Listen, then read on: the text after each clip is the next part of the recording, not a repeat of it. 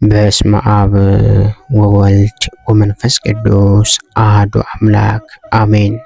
እንኳን በመጋቢት 6 ቀን ታስበውና ተከብረው ለሚውሉ ለቅዱሳን በዓላት እንዲሁም የአብይ ጾም 5ኛ ሳምንት የደብረ ዘይት ዕለት በሰላም አደረሳችሁ አደረሰን። የአብይ ጾም 5ኛ ሳምንት ደብረ ዘይት ቅዱስ ያሬድ በዱጋው የአብይ ጾም መካከለኛ ወይም እኩሌታ ሳምንት እሁድ የጌታችን ዳግም ምጽአት መታሰቢያ አድርጎ ደብረ ዘይት በማለት ሰይሞታል። በቅድስት ቤተ ክርስቲያናችን የደብረ ዘይት በዓል የጌታችን ዳግም ምጽአት የዓለም ፍጻሜ ጉዳይ የሚሰበክበትና የሚተነተንበት በዓል ነው። ይህም የተደረገው ጌታችን መድኃኒታችን ኢየሱስ ክርስቶስ በደብረ ዘይት ተራራ ላይ ሳለ ለደቀ መዛሙርቱ ስለ ዓለም ፍጻሜና ስለ ዳግም ምጽአቱ ስላስተማራቸው በጌታችን ትምህርት መሰረት ነገረ ምጽአቱን ወይም የመምጣቱን ነገር እያሰብን እንድንዘጋጅ የሚነገርበት ሳምንት ነው። በዚህ አጭር ጽሑፍም የደብረ ዘይትን ታሪካዊ ዳራና የክብረ በዓሉን ምንነት እንመለከታለን። ደብረ ዘይት ደብረ ዘይት የሚለው ቃል ከሁለት ጥምር ቃላት የተገኘ ነው። ይኸውም ደብርና ዘይት ማለት ነው። ደብር ማለት ተራራ ማለት ሲሆን ዘይት ማለት ደግሞ ወይራ ማለት ነው። ስለዚህ ደብረ ዘይት የሚለው በአንድነት ሲነበብ የወይራ ዛፍ የሞላበት ወይም የበዛበት የወይራ ተራራ ማለት ነው። ስለዚህ ደብረ ዘይት የወይራ መብቀያ በወይራ ደን የተሸፈነ ተራራ ማለት ነው። ደብረ ዘይት የወይራ ዛፍ የሞላበት ተራራ ማለት ነው። ደብረ ዘይት ስያሜውን ያገኘው በተራራው ላይ በብዛት ከሚገኘው የወይራ ዛፍ ነው። ደብረ ዘይት ከኢየሩሳሌም በስተምስራቅ 75 ሜትር ርቀት ላይ የሚገኝ ሲሆን ከባህር ጠለል በላይ 800 ሜትር ከፍታ አለው። ደብረ ዘይት ከቤተ ፋጌና ከቢታንያ ተራራ እንዲሁም ከጌቴሴማኒ ከሌሎች የኮረብታማነት ምልክት ከሚታዩባቸው አቀበቶች በስፋቱና በግዝፈቱ የሚለይና ከኢየሩሳሌም በስተምስራቅ የቄድሮስ ሸለቆ ተሻግሮ የሚገኝ ተራራ ነው።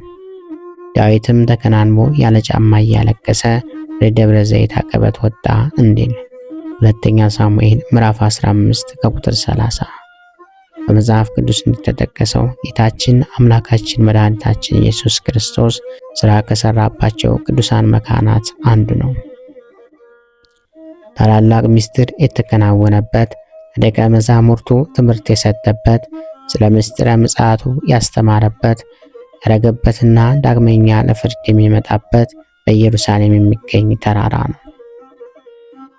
የደብረ ዘይት ስያሜዎች ደብረ ዘይት ወይም 5ኛው የአብይ ጾም ሰንበት ሌሎችም ስያሜዎች አሉት። በተጨማሪ ዳግም ምጽአት፣ የፍርድ ቀን፣ የጌታ ቀን፣ ሕልቀተ ወይም ሕልፈተ ዓለም፣ ዕለተ ፍዳ፣ ዕለተ ደይን፣ ዳግም ልደት፣ ትንሣኤ ዘጉባኤ በመባል በመጽሐፍ ቅዱስና በቅዱስ ያሬድ ድርሰቶች ይጠራል። ደብረ ዘይት ተራራና ታሪካዊ ክስተቶቹ ደብረ ዘይት ብዙ ታሪካዊ ክስተቶችን ያስተናገደ ተራራ ነው። ዳዊት ከአቤሴሎም ጋር በተጣላና በኮበለለ ጊዜ ይህንን ግዙፍ ተራራ አቋርጦ ሄዶ እንደነበረ ቅዱስ መጽሐፍ ያስረዳናል።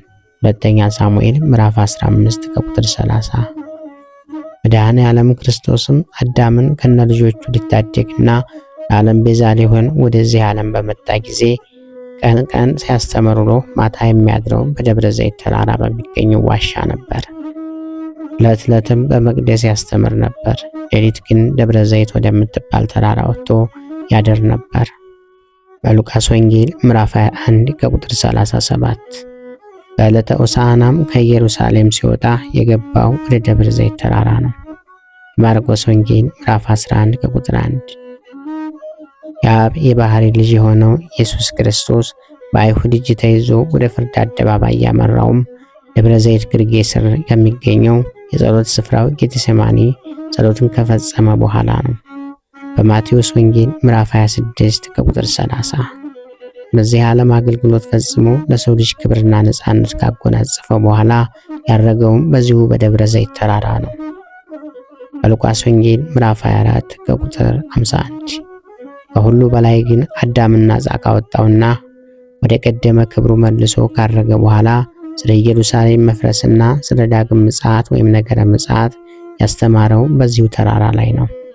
በማቴዎስ ወንጌል ምዕራፍ 24 ከቁጥር 3 እስከ 25፣ በማርቆስ ወንጌል ምዕራፍ 13 ከቁጥር 3። ወደፊት ዓለሙን ለማሳለፍ ይመጣል ተብሎ የተነገረው ትንቢት በመጨረሻይቱም ሰዓት በፍርድ አደባባይ ሲቀመጥ ዙፋኑን የሚዘረጋው በዚሁ በደብረ ዘይት ተራራ ላይ መሆኑን ነቢዩ አስረግጦ ጽፏል። በዚያም ቀን እግሮቹ በኢየሩሳሌም ትይዩ በምስራቅ በኩል ባለው በደብረ ዘይት ላይ ይቆማሉ። ደብረ ዘይትም በመካከል ወደ ምስራቅና ወደ ምዕራብ ይሰነጠቃል፣ እጅግም ታላቅ ሸለቆ ይሆናል። ተራራውም እኩሌታ ወደ ሰሜን እኩሌታውም ወደ ደቡብ ይርቃል። በዚህ ዕለት የጌታችን ኢየሱስ ክርስቶስ ዳግም መምጣት ነገረ ምጽአቱ ይነገርበታል። ነቢዩ ዳዊት በትንቢቱ እግዚአብሔር በግልጽ ይመጣል ብሏል። በመዝሙረ ዳዊት ምዕራፍ 49 ከቁጥር 2። ራሱም ክርስቶስ ባስተማረው ወንጌል በማቴዎስ ወንጌል ምዕራፍ 24 ከቁጥር 27 እርሱም በደብረ ዘይት ተቀምጦ ሳለ ደቀ መዛሙርቱ ለብቻቸው ወደ እርሱ ቀርበው ንገረን፣ ይሄ መቼ ይሆናል? የመምጣትህና የዓለም መጨረሻ ምልክቱስ ምንድን ነው? አሉት። ኢየሱስም መልሶ እንዲህ አላቸው፣ ማንም እንዳያስታችሁ ተጠንቀቁ። ብዙዎች እኔ ክርስቶስ ነኝ እያሉ በስሜ ይመጣሉና ብዙዎችንም ያስታሉ። የጦርንም ወሬ ትሰሙ ዘንድ አላችሁ። ይህ ሊሆን ግድ ነውና ተጠበቁ፣ አትደንግጡ። ዳሩ ግን መጨረሻው ገና ነው። በመጣም ጊዜ ይህንን ዓለም ከመኖር ወደ አለመኖር አሳልፎ አዲሱን ሰማይና አዲሱን ምድር ወርሰ እንድንኖር ያደርጋል። ሁለተኛ ጴጥሮስ ምዕራፍ 3 ከቁጥር 13። አዲስ ሰማይና አዲስ ምድር የተባለች ፍጻሜ የሌላት ዘላለማዊ መንግሥተ ሰማያት እንደሆነች እንገነዘባለን። ጌታችን መድኃኒታችን ኢየሱስ ክርስቶስ በደብረ ዘይት ተራራ የመምጣትና የዓለም መጨረሻ ምልክቱ ምንድን ነው ብለው ሐዋርያቱ ለጠየቁት ታላቅ ጥያቄ በስፋትና በጥልቀት ትምህርት የሰጠበት ክፍል የሚሰበክበት ዕለት ነው። በማቴዎስ ወንጌል ምዕራፍ 24 ከቁጥር 1 እስከ 36 ጌታችን ስለ ዳግም ምጽአቱ ባስተማረው ትምህርት ዘመኑ ሲቃረብ የተለያዩ ተፈጥሯዊ፣ ሃይማኖታዊ፣ ማህበራዊና ፖለቲካዊ ምልክቶች እንደሚከሰቱ ተናግሯል። የሚመጣበትንም ዕለቱንና ሰዓቱን ሳይሆን ምልክቶቹን ነገረን። እነዚህም ምልክቶች አብዛኛዎቹ በዘመናችን እየተፈጸሙ ሲሆኑ ይገኛሉ። እነዚህ ምልክቶች ሲታዩ ምን ማድረግ እንደሚገባን ምክሮችን ሰጥተናል። እነዚህም ማንም እንዳያስታችሁ ተጠንቀቁ። ብዙዎች እኔ ክርስቶስ ነኝ እያሉ በስሜ ይመጣሉ፣ ብዙ ሐሰተኛ ነቢያት ይነሳሉና ብዙዎችንም ያስታሉና እንዲል እኛም ከሐሰተኞች እንጠነቀቅ ይገባል። ሐሰተኞች በእርሱ ስም በቅዱሳን ስም የበግ ለምድ ለብሰው በጎችን ለመንጠቅ ሲመጡ እኛም በእነርሱ እንድንጠነቀቅ ይህንን ማስጠንቀቂያ ሰጠን። እግዚአብሔር ሰዎች በመምሰል ይመጣሉ፣ ነገር ግን አሰራራቸውና ሐሰተኛነታቸው ይገለጣል ይላል። በሐሰተኞች ወሬ ልባችሁን አይታወቅ ይላል። ማንም ክርስቶስ በዚህ ያለ ወይም በዚህ ያለ ቢላችሁ አትመኑ። ሐሰተኞች ክርስቶሶችና ሐሰተኞች ነቢያት ይነሳሉና ቢቻላችሁስ የተመረጡትን እንኳ እስከሚያስቱ ድረስ ታላላቅ ምልክትና ድንቅ ያሳያሉ። አስቀድሜ የነገርኳችሁ በበረሃ ነው ቢሏችሁ አትውጡ፣ በእልፍኝም ነው ቢሏችሁ አትመኑ በማለት የትንቢት መፈጸሚያ እንዳንሆን እንድንጠነቀቅ አስጠንቅቆናል። እኛ ግን በሐሰተኞች ማጭበርበር ሳንደናገር እውነት የሆነ የእግዚአብሔርን ቃል ይዘን የክርስቶስን መገለጥ በተስፋ እንድንጠብቅ ታዘናል። ትንቢቱ ሲፈጸም የግድ ነውና አትደንግጡ። የታየው ምልክቱ እንጂ መጨረሻው አይደለምና አትደንግጡ። የጦርንም ወሬ ስትሰሙ ሕዝብ በሕዝብ ላይ መንግሥትን በመንግሥት ላይ ሲነሳ ስታዩ ረሃብም ቸነፈርም የምድርን መናወጥ ሲሆን አትደንግጡ። ይህ የመጀመሪያ እንጂ መጨረሻ አይደለምና ይህም ሁሉ ሊሆን የግድ ነውና አትደንግጡ። አለመደንገጥ ነገሮችን በጥሞና ለመመርመር ይጠቅማልና አትደንግጡ አለ። መደንገጥ መረበሽ መፍትሄ አይሆንምና እነሆ አስቀድሞ ተናግሮናልና ምልክቶቹ ሲፈጸሙ መደንገጥ የለብንም።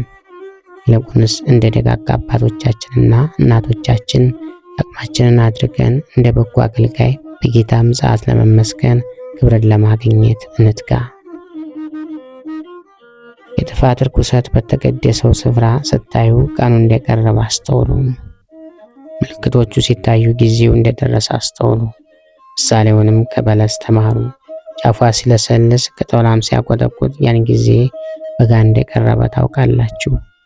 እንዲሁ እነዚህም ምልክቶች ሁሉ ሲታዩ በደጅ እንደቀረበ እወቁ። ምልክቶቹም ሲታዩ መስማትና ማየት ብቻ ሳይሆን ማስተዋልም እንደሚገባን ይህንን አስተማረን። የጥፋትም ርኩሰት በተቀደሰው ስፍራ ስናይ እንድናስተውል በንስሐም እንድንመለስ ታዘናል። በተቀደሰው ስፍራ በመንፈሳዊ አገልግሎት ከጥፋት ርኩሰት ልንረቅ፣ የቀረቡትንም በትምህርት በተግሳጽ ከጥፋት ልናርቃቸው ይገባል።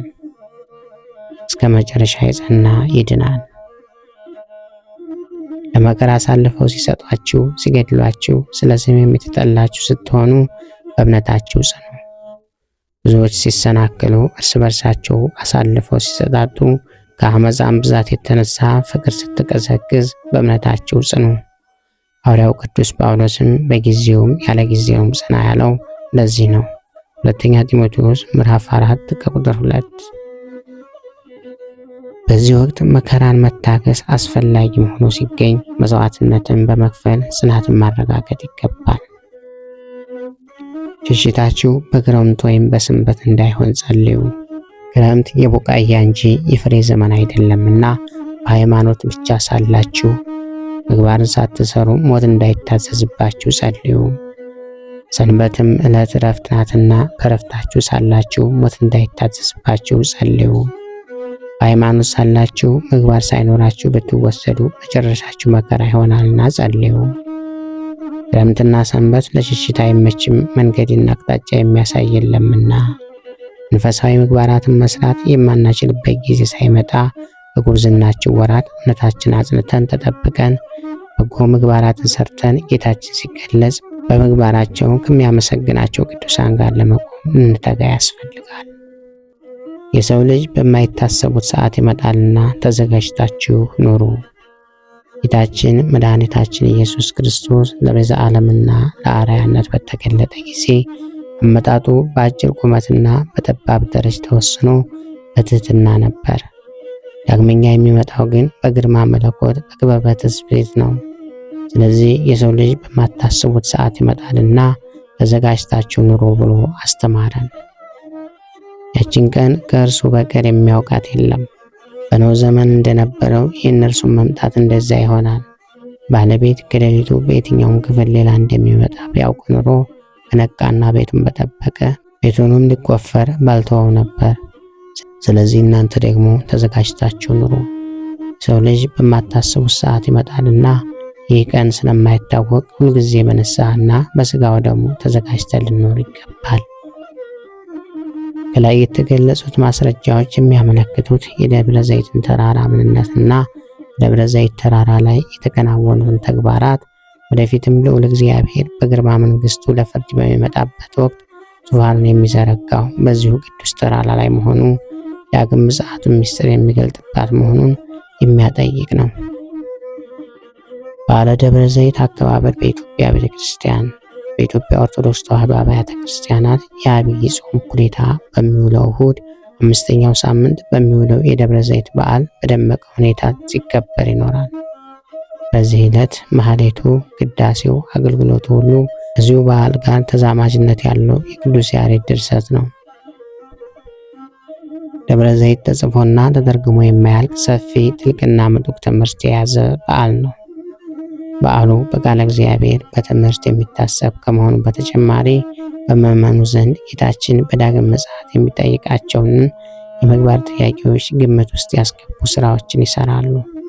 ይኸውም ዳቦውን፣ ቆሎ ቆልተው፣ ንፍሮውንና የመሳሰሉትን አዘጋጅተው ድሆችን ይመግባሉ። ከልብሶቻቸውም ጥቂቶችን እያወጡ ይመጸውታሉ።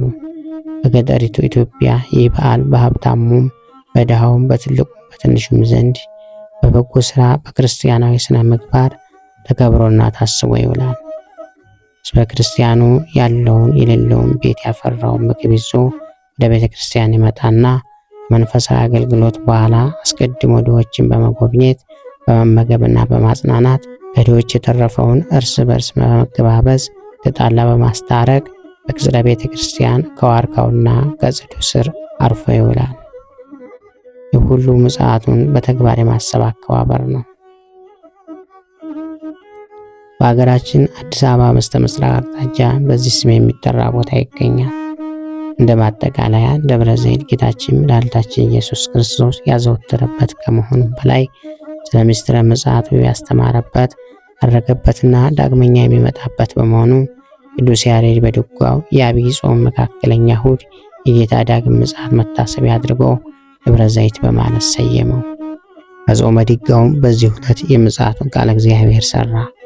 የኢትዮጵያ ተዋሕዶ ኦርቶዶክስ ተዋሕዶ ቤተክርስቲያን ከምታከብራቸው 9 ንዑሳን በዓላት አንዱ ደብረ ዘይት ነው። የደብረ ዘይት በዓል በየዓመቱ ስናከብር አጽንዖት ሰጥተን ማስተዋል ያለብን ጌታችን ዳግመኛ የሚመጣው ለጻድቃን የዘላለም ሕይወትን ለኃጥአን ደግሞ ፍርድን ሊሰጥ መሆኑን ነው። የመምጣቱና የዓለም መጨረሻ ምልክት ሲከሰቱ እንዳንደነግጥ፣ እንድንጸና፣ እንድንጸልይ፣ እንድንጠበቅ፣ እንድናስተውልና እንድንዘጋጅ ራሱ ባለቤቱ መክሮናል። እግዚአብሔር ጥሪ ሁሉም የአዳም ዘር መንግስቱን እንደወርሱ ነው። እኛንም በቀኙ ያቆመን ዘንድ የአባቴ ብሩካኑ ወደ ጌታችሁ ደስታ ግቡ የሚለውን የሕይወት ቃሉን ያሰማን ዘንድ የአምላካችን የመድኃኒታችን የልዑል እግዚአብሔር ቅዱስ ፈቃዱ ይሆንልን።